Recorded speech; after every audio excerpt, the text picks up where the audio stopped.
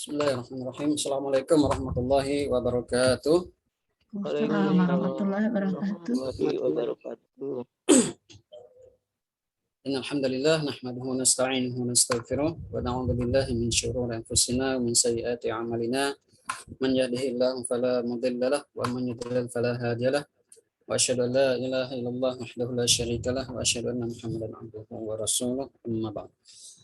Ibu sekalian, kaum muslimah rahimani rahimakumullah, semoga kita semuanya senantiasa berada dalam limpahan hidayah taufik Allah Subhanahu wa taala. Alhamdulillah, mari kita bersyukur pada hari ini ya kita bisa berjumpa kembali di kajian tematik ya. Adapun tema yang akan kita angkat hari ini adalah melanjutkan pembahasan kitab atau buku Shirathul Mustaqim, jalan yang lurus, yang sempat kita sampaikan di pertemuan pertama dan sekarang merupakan pertemuan kedua dengan Assalamualaikum. dan tema ya upaya setan dalam menjegal umat manusia dari jalan Shirathul Mustaqim ya.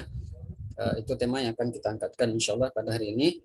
Mudah-mudahan apa yang akan kita sampaikan nanti bisa bermanfaat, bisa menjadi ilmu yang bermanfaat, bisa menyelamatkan kita dari segala bentuk kesesatan yang dilancarkan, yang dihiasi oleh setan dan bala tentaranya. Amin. Amin ya rabbal alamin. Baik, Bapak sekalian, di buku Shirathul Mustaqim bab pendahuluan di sini akan kita jelaskan beberapa poin penting urgensi, arti penting dari pembahasan kitab atau buku Shirathul Mustaqim, meniti jalan, upaya dalam meniti jalan yang lurus ya. Di sini kita akan mengkaji ya bagaimana pentingnya pembahasan tema ini ya, di mana setiap hari ya, kita akan membaca Al-Fatihah ya. Baca surah Al-Fatihah, di mana dalam surah Al-Fatihah tersebut salah satu ayat yang mengandung doa agar kita senantiasa diberikan hidayah untuk berada atau istiqomah di atas jalan Shirathul Mustaqim, jalan yang lurus, jalan yang menyampaikan keselamatan seorang hamba sampai menuju akhirat di hadapan Allah Subhanahu wa taala. Ya, bunyi ayatnya adalah a'udzubillahi minasyaitonir rajim, ihdinas shiratal mustaqim, shiratal ladzina an'amta 'alaihim ghairil maghdubi 'alaihim waladdallin. Amin. Ya Allah, tunjukilah kami jalan yang lurus, yaitu shiratal mustaqim, yaitu jalan orang-orang yang telah Engkau beri nikmat kepada mereka, bukan jalan orang-orang yang dimurkai dan bukan pula jalan orang-orang yang sesat. Ya, itu ayat yang kita baca dalam surat kita, ya, yang berisi permohonan dan doa agar senantiasa mendapatkan hidayah taufik untuk menelusuri, menapaki dan berjalan di atas jalan yang lurus, jalan yang benar. Baik. Ibu sekalian, rahimakumullah jami'an, pada dasarnya manusia yang dilahirkan itu berada di atas jalan kebenaran, ya, berada di atas jalan fitrah yang Allah ciptakan terhadap manusia. Ya, dalam sebuah hadis dijelaskan dari jalan sahabat Abu Hurairah radhiyallahu anhu, beliau mengatakan, qala Rasulullah sallallahu alaihi wasallam, ma min mauludin illa yuladu 'alal fitrah wa abawahu yahwidanihi wa yunassiranihi wa yumaddisanihi. Tidaklah ada seseorang yang dilahirkan kecuali dia dilahirkan dalam keadaan fitrah. Ya, fitrah di sini maknanya adalah Islam. Walaupun kita sering mendengar makna fitrah itu adalah suci ya, tapi di sini lebih tepat ya dimaknai atau diartikan dengan Islam. Karena redaksi ayat hadis setelahnya menjelaskan tentang agama non-Islam, non-Muslim, yaitu Yahudi ya, bahwa abawahu Yahwidani.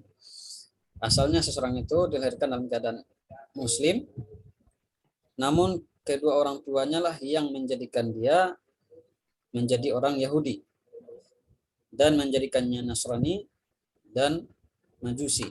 Ya, Majusi itu adalah umat menyembah api, ya. Meyakini bahwasanya pencipta itu ada dua, yaitu pencipta kebaikan dan pencipta kejahatan, ya. Pencipta alam cahaya dan alam kegelapan. Ini adalah semuanya adalah orang agama paganis, agama berhala, ya, menyembah makhluk, ya, bukan menyembah Allah Subhanahu wa taala, atau menyembah Allah juga menyembah yang lainnya. Nah, jadi di sini hukum asalnya seseorang itu berada di atas suratul mustaqim, berada di atas Islam, ya. Namun lingkunganlah yang membuat seseorang itu menjadi, ya, membelot, ya, menyimpang dari jalan kebenaran. Baik. Kemudian Ibu sekalian, di sini ada beberapa poin, kurang lebih 7 poin yang menunjukkan pentingnya pembahasan ini, ya. Yang pertama, urgensi dari pembahasan adalah perlunya upaya pencerahan terhadap kerancuan dan kesalahpahaman kaum muslimin tentang hakikat Shiratul Mustaqim. Di antara mereka ada yang beranggapan bahwasanya Shiratul Mustaqim itu adalah jembatan yang melintas di atas api neraka yang ukurannya lebih kecil dari selai rambut. Padahal yang dimaksudkan dengan Shiratul Mustaqim di sini bukanlah itu, ya. Namun ini sudah terlanjur dipahami atau diistilahkan, ya. Shiratul Mustaqim itu adalah jembatan yang melintas di atas neraka yang bisa menyampaikan seseorang kepada surga. Betul sih kalau sepintas. Namun yang tepat adalah Shiratul Mustaqim itu adalah jalan yang kita tempuh di alam dunia ini, ya, bukan di akhirat. Ya, adapun jalan yang melintas di atas neraka itu bukan Shiratul Mustaqim, tapi sirat saja. Sirat. Ya, kalau kita pelajari nanti rukun iman yang ke-6, ya, yang kelima tentang iman terhadap hari kiamat, itu akan dibahas nanti bagaimana perjalanan seorang hamba dari alam dunia, ya, dari semenjak menempuh kehidupan alam akhirat, alam barzakh, yaitu permulaan seorang masuk ke alam akhirat. Ya, di situ akan dijelaskan nanti, ya. Ada namanya sirat, ya, ada namanya yang pertama alam barzakh, kemudian nusyur, yaumul ba'ats, hari kebangkitan, kemudian dikumpulkan manusia di pada mahsyar, kemudian ada hisab, ya kan, ada mizan timbangan amal, ada apa lagi, haud atau telaga Rasulullah, ya, telaga Rasulullah SAW. Kemudian ada setelah itu sirat, ya, jalan yang akan ditelusuri oleh seorang hamba, ya, melintas di atas neraka, ya, dan seseorang akan berjalan di atas itu sesuai dengan amalannya. Jadi yang dimaksudkan dengan Shiratul Mustaqim di sini adalah, ya, bukan sirat yang ada di atas neraka jahanam, tapi dia sudah semenjak awal kita jalani saat ini, dia sudah ada jalan Shiratul Mustaqim, sudah ada secara maknawi, ya, sudah ada. Tinggal kita mencari bagaimana cara menelusurinya, bagaimana cara berjalan di atasnya, dan bagaimana cara dan upaya kita agar selamat supaya tidak terjatuh atau melenceng dan membelot dari jalan Shiratul Mustaqim tersebut. Nah, ini penting sekali, ya.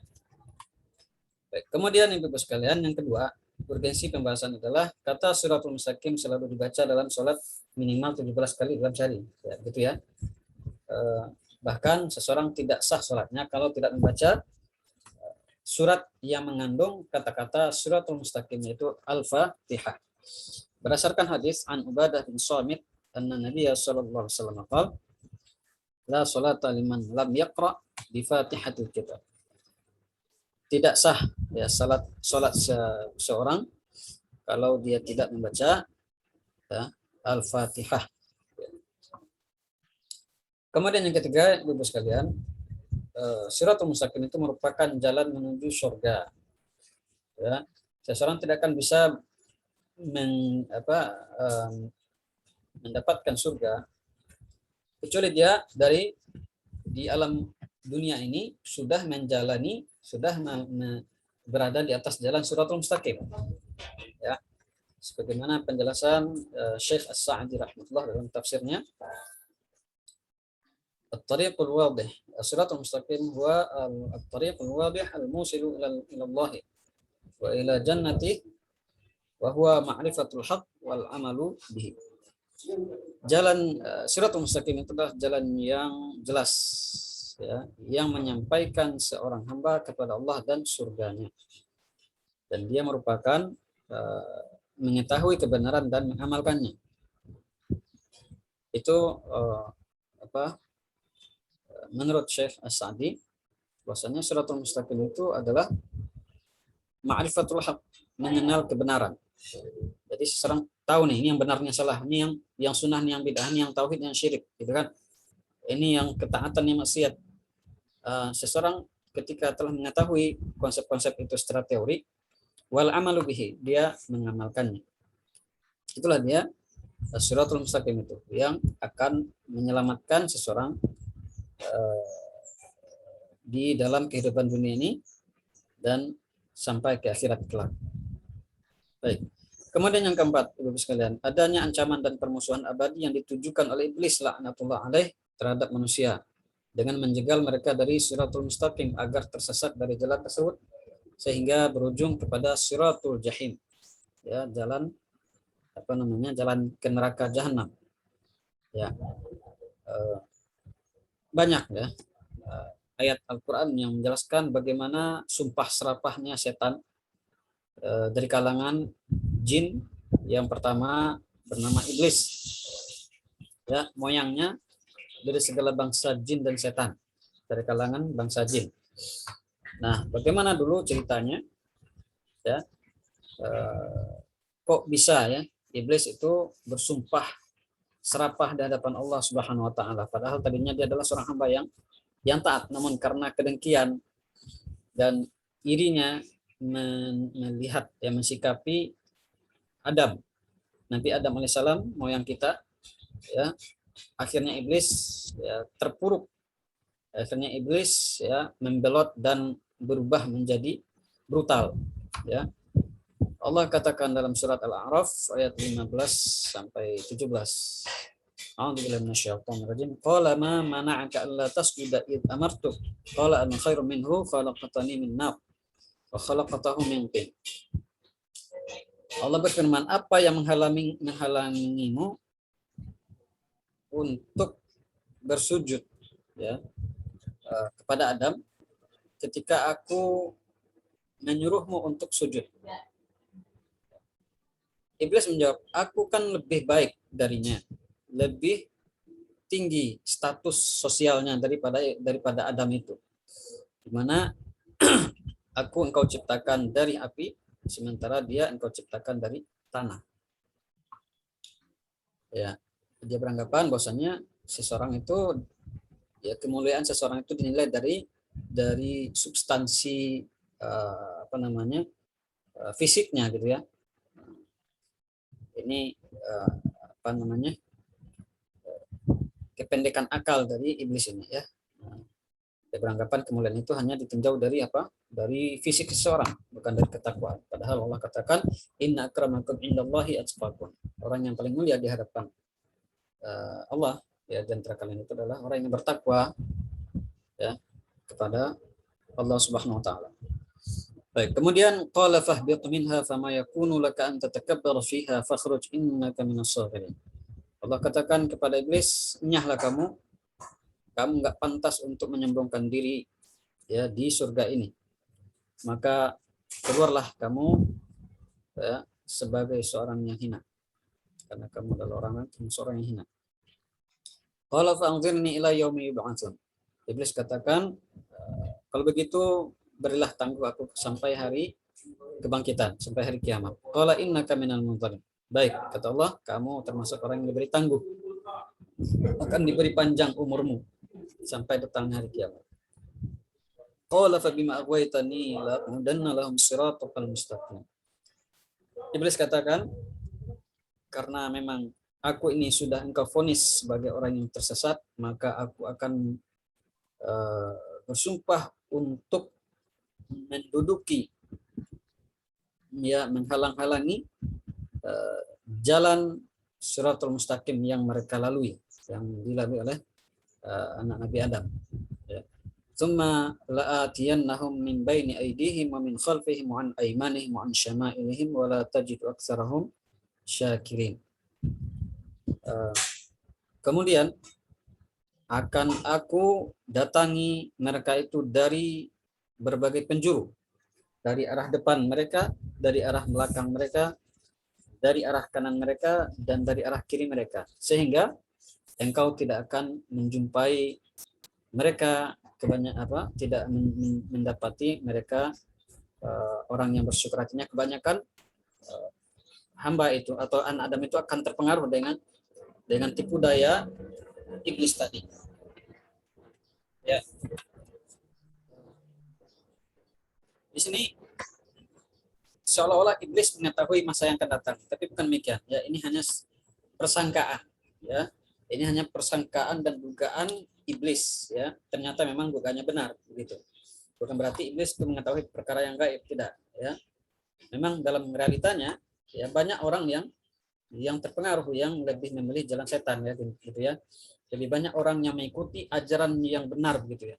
Islam yang murni itu lebih sedikit, minoritas. Ya kan, Islam itu agama yang secara umum agama Islam itu, ya, dianut oleh, ya, berbagai kalangan, ya, apakah itu orang mukmin sejati atau orang yang munafik. Karena orang munafik juga berstatus sebagai seorang muslim dari KTP-nya, ya. Nah, dari orang yang Islam dan Muslim ini disaring lagi, kan gitu ya, disaring lagi orang yang Muslim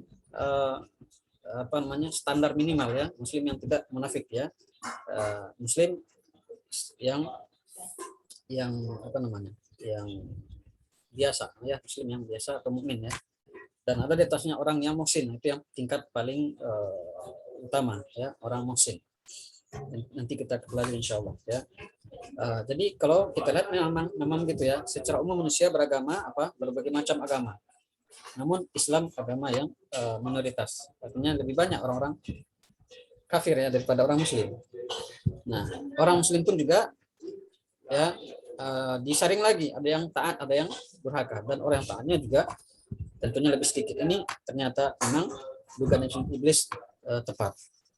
Ya, jadi hanya sekedar sangkaan iblis bahwasanya kebanyakan manusia memang terpengaruh dan terbawa arus oleh tipu daya iblis. Baik, kemudian Ibu sekalian, yang di sini ada penjelasannya, tafsir maksud dari iblis datang dari berbagai penjuru itu apa maksudnya, ya. Menurut penafsiran Ibnu Abbas radhiyallahu anhu, bahwasannya yang dimaksud dengan iblis datang menggoda dari arah depan itu adalah usyakkikuhum fi akhiratihim. Kata iblis, aku akan meragu-ragukan kepada mereka, kepada orang-orang, kepada manusia, supaya mereka ragu terhadap kehidupan akhirat. Ya.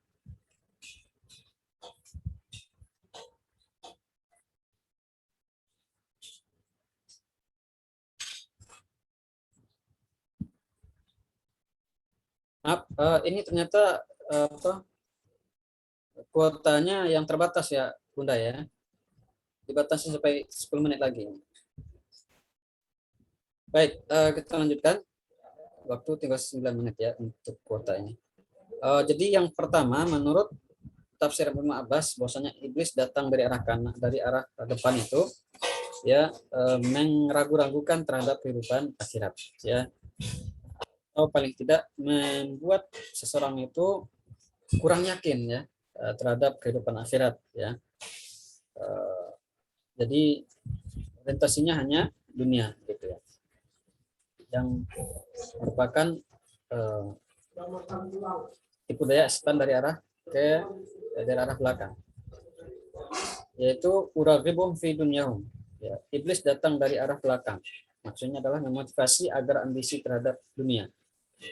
Ya, artinya memang dunia dibutuhkan, cuman iblis lebih menekankan, lebih memotivasi supaya lebih berambisi. Ambisi itu konotasinya negatif kan ya, berlebihan gitu ya, sehingga meninggalkan ibadah, meninggalkan zikir, meninggalkan bekal untuk menghadap Allah Subhanahu wa taala. Kemudian maksud dari iblis datang dari arah kanan, yaitu usyabbihu alaihim amradin. Aku akan mengelabui, mengaburkan urusan agama. Artinya jadi iblis memberikan tipu daya suatu amalan-amalan yang tidak benar, akidah yang tidak benar itu dihiasi seolah-olah agama yang benar, sehingga seseorang merasa dirinya berada di atas kebenaran, ternyata dia berada di atas kesesatan. Ya, ini namanya syubhat, ya, kerancuan-kerancuan dalam beragama. Ini senjata yang sangat ampuh ya bagi setan untuk menyesatkan manusia, karena manusia ketika mengamalkan suatu ajaran agama yang dianggap benar ternyata keliru dan salah, susah untuk diluruskan, kecuali memang orang yang diberi rahmat oleh Allah SWT. Illa man rahimah rabbuk. Ya, jadi orang yang salah kaprah dalam memahami agama itu lebih sulit, lebih susah untuk bertaubat, ya, dibanding orang-orang preman, orang-orang yang ahli maksiat. Ya, dia tahu kalau dia berdosa, dia tahu kalau dia bermaksiat. Ya, seperti apa? Ya, ibu pernah lihat ya bagaimana potongan filmnya siapa? Rhoma Irama ya, tentang bagaimana orang pemabuk gitu kan, mengkritik Rhoma Irama, kamu ini katanya dai yang berdakwah tapi kok pakai musik-musik gitu intinya kan ya. Dia merasa di atas kebenaran ya, sementara siapa tadi yang dalam film itu yakin kalau yang minuman ini saya yakin sampai hari kiamat adalah haram gitu kan. Itu masalah dalam potongan video itu ya sebenarnya bantahan terhadap ya Bang Roma sendiri gitu kan.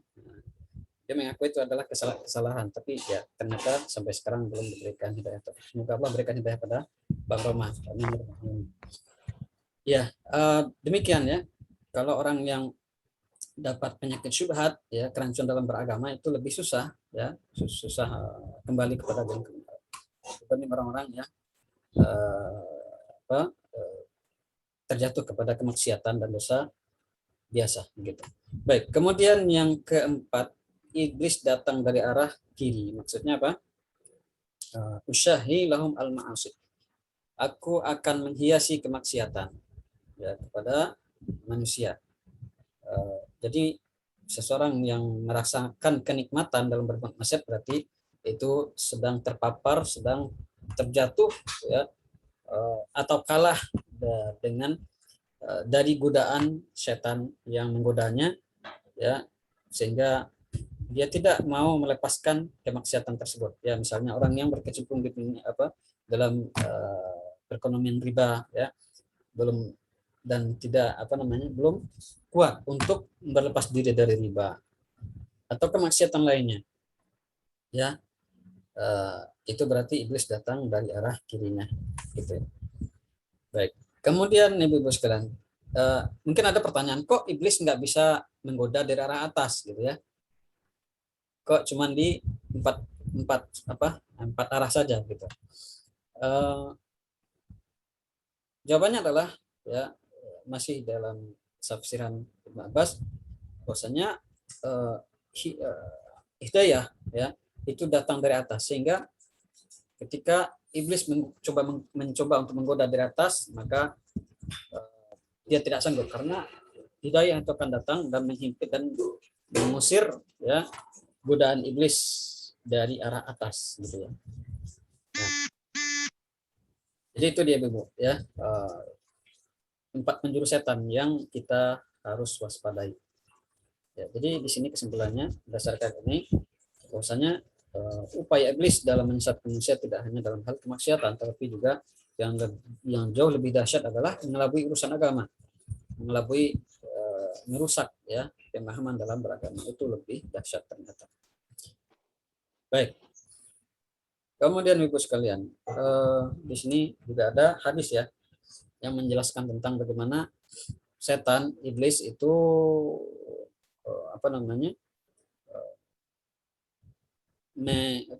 berdiri atau menjegal manusia di jalan Shirathul Mustaqim ya. Di sini hadisnya cukup panjang. Namun di sini intinya adalah di antara senjata utama setan untuk menjegal manusia dari Shirathul Mustaqim adalah ajakan untuk fanatik kepada ajaran leluhur. Nah, ini dia.